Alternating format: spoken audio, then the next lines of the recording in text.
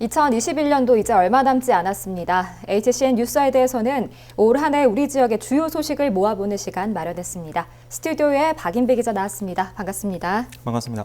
네, 또 최영관 기자도 함께합니다. 어서 오세요. 안녕하십니까? 네, 어떻습니까? 올해 우리 지역의 주요 소식들 아주 다양한 소식이 있었는데요. 먼저 박인배 기자부터 짚어주시죠. 네, 가장 먼저 준비한 올해의 뉴스는 바로 코로나19입니다. 이제 며칠 뒤면 코로나19가 시작된 지 3년째 접어드는데요. 올해는 백신 접종이 활발하게 진행되면서 조금 안정되나 싶었는데 최근 확산세가 더욱 거셉니다. 네. 병원, 학교, 학원, 목욕탕 등 지역 곳곳에서 감염 확산이 계속됐는데 사실 코로나 상황은 지역에 국한되는 건 아니죠. 전국, 전 세계적으로도 상황은 크게 나아지지 않고 있습니다. 맞습니다. 우리 지역은 그동안 어떻게 대응을 해오고 있습니까? 예, 11월 위드 코로나 이후 지금은 다시 사회적 거리 두기를 강화한 상태인데 동래구는 지역 상황을 예의주시하고 있습니다. 코로나19 재난안전대책본부를 통해 일일 대응 상황을 파악하고 자가격리자에 대한 전담 공무원 배정, 물품 지원과 함께 다중이용시설 등의 자율방역단, 안전관리단 등을 투입해 방역 활동을 지속 전개하면서 코로나19 확산 방지에 안간힘을 쓰고 있습니다. 네. 특히 확진자 치료가 재택 치료로 전환되면서 지역 병원과 업무 협약을 맺는 등 인프라를 조성해도 행정력을 쏟고 있습니다. 그렇군요. 아까 얘기가 나온 것처럼 지금도 백신 접종이 활발하게 진행이 되고 있는 거죠? 지금 코로나19 상황은 어떻습니까? 그렇습니다. 이제 3차까지 맞은 사람도 많은데 29일 저녁 6시 기준으로 1차는 82.6%, 2차는 78.9%의 접종률을 기록했습니다. 네. 3차 추가 접종률은 42%를 나타냈습니다. 30일 자정 기준 동래구의 총 확진자 수는 1,823명, 이 중 13명이 사망했고 400명이 치료를 받고 있습니다.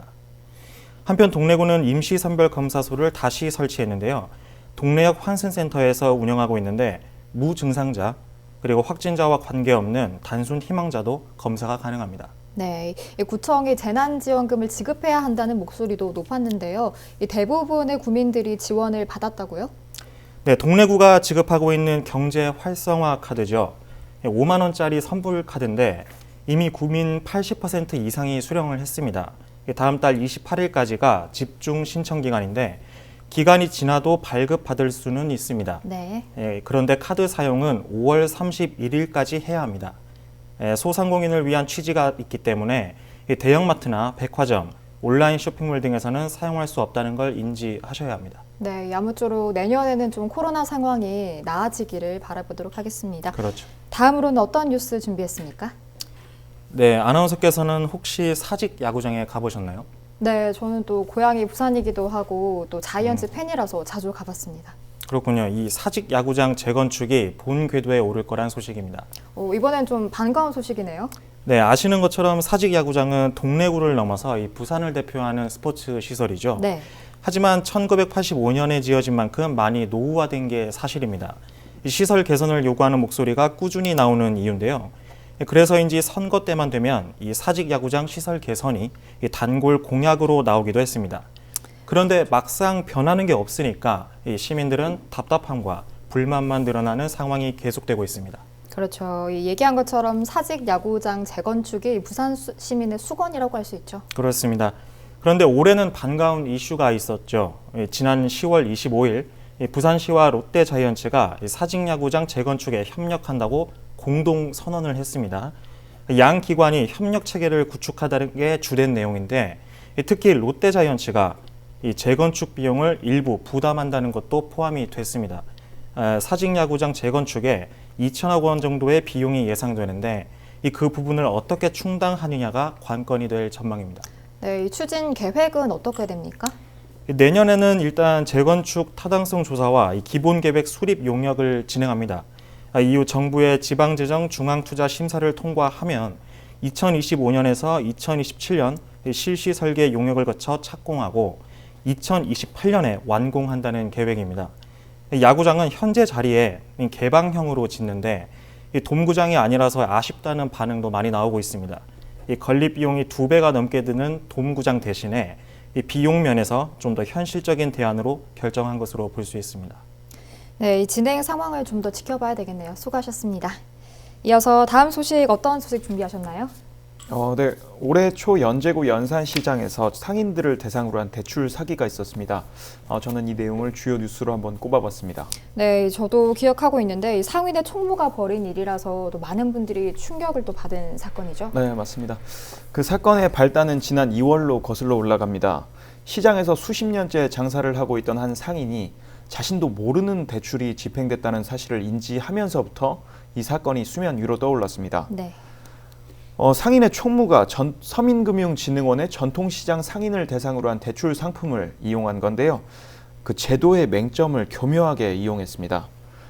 해당 상품은 서민금융진흥원과 연제구 전통시장 상인회가 함께 약정을 맺은 상품으로서 상인의 이름만 가지고 대출을 실행받을 수 있다는 점을 악용한 겁니다. 네. 상인들에게는 온누리 상품권을 지급받는다는 명목으로 사업자 등록증과 등본 등 각종 서류를 받아서 대출을 집행받았습니다. 또 피해 규모가 상당히 컸던 걸로 기억합니다. 네, 조사 결과 지난 2018년부터 시작된 행각인데요. 연제구가 연산시장에 지급한 대출금만 무려 11억 원에 달하는 걸로 나타났습니다. 이후 상인회 총무는 잠적을 했는데 약정과 관련된 문서를 살펴보면 상인회에서 대출금을 갚지 못하면 이 대출금을 지자체가 갚아야 된다는 문서의 그 조항이 있습니다. 계약 전반에 문제가 있었던 걸로 확인이 되는데 네. 이해를 돕기 위해 관련된 영상 한번 보고 오겠습니다. 네. 지난 2009년 정부는 서민금융기관인 미소금융재단을 도입했습니다. 당시 미소금융재단은 광역자치단체와 함께 전통시장을 위해 소액 대출 사업을 시작합니다. 노점 상인에게는 최대 300만 원, 점포 상인에게는 최대 500만 원의 대출이 가능하도록 했는데 미소금융재단이 지난 2016년 서민금융진흥원으로 새롭게 출범하면서 전통시장 소액대출 사업을 도입했습니다. 명확한 기준이 없는 상태에서 지자체와 시장 상인회가 약정만 맺으면 상인회 임의대로 대출을 진행하는 것으로 이전보다 범위가 더욱 확대됐습니다. 얼마 전 횡령 문제가 불거진 연산시장을 포함해 해당 대출을 이용한 부산 시내 전통시장만 73개소, 대출한 금액은 350억 원에 이릅니다. 이 중 310억 원은 완납했지만 미상환된 40여억 원은 행방이 묘연한 상태입니다. 16개 구군으로 공문을 내려보낸 부산시는 좋은 대출 상품을 소개했을 뿐 대출에 대한 책임은 해당 지자체와 상인회에 있다고 선을 그었습니다. 공문상에 담게는 되어 있지만 그런 걸 가지고 시가 책임이 있다, 지도 감독 권한이 있다 하는 거는 우리가 따른다고 보거든요. 대출금 횡령 사건 발생 후 작성된 부산시 내부 문건에도 지원금 대출 시 미상환에 대한 예방장치가 없다고 명시되어 있습니다. 또 사업 운영 구조상 상환 의무도 기초 지자체에서 전적으로 부담해야 한다며 문제점을 언급하고 있습니다. 매뉴얼도 없었던 대출 상품의 맹점이 고스란히 수면 위로 떠오른 겁니다. 일자리 경제가에서 정말 관리 감독 문제가 제대로 되었다면은 이는 일이 벌어지지 않았으리라 저는 생각을 합니다. 뒤늦게 제도 개선에 나서겠다고 밝힌 부산시와 지자체. 하지만 사후 약방문이라는 비난을 피하긴 어려워 보입니다. 네, 보니까 제도의 허점을 이용해서 부당 이익을 취한 상인 회장도 문제지만 이 제도 자체에도 문제가 있는 것 같습니다. 어떻습니까? 네, 뉴스 보도 이후 해당 제도는 금융위원회 차원에서 영세 상인을 보호하는 방향으로 법 개정이 이루어졌습니다. 네. 특히 전통시장 및 상점과 육성을 위한 특별법 제65조에서 전통시장 상인회를 정식 사업 수행기관으로 인정하고 포함시키고 서민의 금융생활 지원에 관한 법률 제27조 서민 지급받은 금전을 다른 용도로 사용하거나 거짓 신청 지원받아서는 안 된다는 규정을 신설하기도 했습니다. 네, 우리 뉴스가 또 굉장히 큰 일을 했네요. 이 지역 주민의 피해가 우려되는 제도나 규칙은 없는지도 더욱 살펴보기 바랍니다. 수고하셨습니다. 다음 소식은 박 기자가 전해주시죠. 예, 부산의 뿌리 동네라고 하죠. 동네 하면 유구한 역사를 빼놓을 수 없는데요. 올해 동래구의 역사 되살리기가 결실을 맺었습니다. 이 역사 되살리기라고 하면은 무슨 내용인가요? 네, 먼저 올 2월에는 일제강점기 때 파손된 동네 사직단이 복원됐습니다. 9월 동네 사직단 복원 이후 첫 제사를 지냈는데 당시 참석자들은 코로나 상황 속에서 이 진심을 담아서 이 나라의 태평과 국민의 안녕을 기원했습니다. 근대 역사인 온천장 전차도 복원됐습니다. 지난 7월 지붕 없는 온천거리 박물관을 조성했는데 여기에는 모형 전차가 있습니다. 일제강점기 전차 종점이었던 온천장의 역사적 배경을 담은 건데 과거 운행했던 전차와 똑같은 크기로 만들어져 관광 콘텐츠로 활용하고 있습니다. 네, 저도 몇 번 지나가 본 적이 있는데 전차를 배경으로 사진 찍는 관광객분들도 굉장히 많으시더라고요. 또 온천장 하니까 새로운 탐방길을 발굴했다는 뉴스도 기억이 납니다. 네, 한 연구기관이 이 동네의 근대사를 이 저항의 역사 그리고 수탈과 극복의 역사로 구분한 거였죠. 각각 만세로드, 온천로드였는데 그동안 조명받지 못했던 부산진 일신여학교 터 등을 포함해서 역사적 가치에 집중한 탐방길로 조성했다는 평가를 받기도 했습니다. 네. 아울러서 부산시가 또 충렬사 안락사원의 원형 기록을 찾기로 한 부분도 주목이 됩니다. 충렬사 안락사원의 복원과 재정비도 이 지역의 수건 사업인데요. 관련 용역을 몇 차례 추진하긴 했는데 그동안 큰 성과가 없었다는 비판도 있었습니다.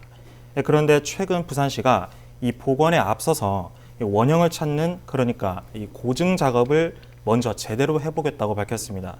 내년 2월 연구 용역을 시작할 계획인데 그 결과를 바탕으로 복원 방안을 모색할 예정입니다. 네, 이 충렬사 안락사원은 전국의 사액사원 중에서도 유일하게 미복원된 상태잖아요. 그렇죠. 이 철저한 고증을 토대로 복원이 이뤄지길 바라겠습니다. 다음 뉴스 전해주시죠. 네, 이번에는 연제구 의회 소식으로 준비를 해봤습니다. 지난 10월 27일 이휘준 연제문화원장이 국민의힘 대선 후보죠. 윤석열 후보를 공개적으로 지지 선언을 했습니다. 이를 두고 구의회에서 여야 간 갈등이 첨예합니다. 네, 이 연제문화원장의 특정 대선 후보 지지 선언이 왜 문제가 있는 건가요? 지방문화진흥법에는 문화원장의 경우 정치적 중립을 명시하고 있습니다. 특정 후보를 공개적으로 문화원장이 지지를 했으니 엄밀하게 따지면 해당 법에 위반한 행위를 한 것으로 볼 수 있겠습니다. 아, 이게 위반 사항이군요. 네, 이 문제로 정홍숙 의원이 이휘준 원장의 즉각 사퇴를 요구를 했는데요. 정 의원은 즉각 사퇴가 이루어지지 않는다면 집행부 차원에서 법원에 직무 집행 정지 가처분 신청을 내야 한다고 주장하기도 했습니다. 네, 근데 결국 둘 다 이루어지지는 않았죠. 이 이후에는 여당이 어떻게 대처를 했나요? 네, 경제행정위원회에서 연제문화원 지원조례 제13조 보조금의 교부 중지 규정에 따라 2022년 운영비를 전액 삭감했습니다. 네, 그럼 본회의에서 삭감한 대로 의결했나요? 아닙니다. 지난 12월 16일 열린 제235회 연제구의회 제2차 정례회 제3차 본회의에서 김영철 예산결산특별위원장이 심사 결과를 종합 발표했는데요. 경제행정위원회가 삭감한 운영비를 다시 반영했다고 보고한 겁니다. 문제가 됐던 정치적 중립 발언은 소관 부서 차원의 관리 감독 철저를 요구하는 선에서 마무리 짓는다고 밝히기도 했습니다. 문화원 예산 삭감으로 지역 주민의 문화예술 향유 기회를 뺏는다는 건 의원 본분에 벗어난다는 취지입니다. 네, 그러면 이 예산은 결국 그대로 반영이 된 거군요. 네, 김영철 예산결산위원장의 보고 후에 의회는 한 차례 소동이 일었는데 의사 진행 발언이 이뤄지기도 했습니다. 결국 표결에 붙여졌는데요. 찬성 4표, 반대 7표로 예산 전액 삭감을 반영한 정홍숙 의원의 수정안은 부결됐습니다. 네. 제8대 연제구의회가 출범할 당시에 여당이 과반으로 구성된 이후에 후반기 의장 선거를 기점으로 과반이 바뀌었는데요. 네. 이 여파는 내년까지도 지속될 것으로 보입니다. 네, 알겠습니다. 최 기자 수고하셨습니다.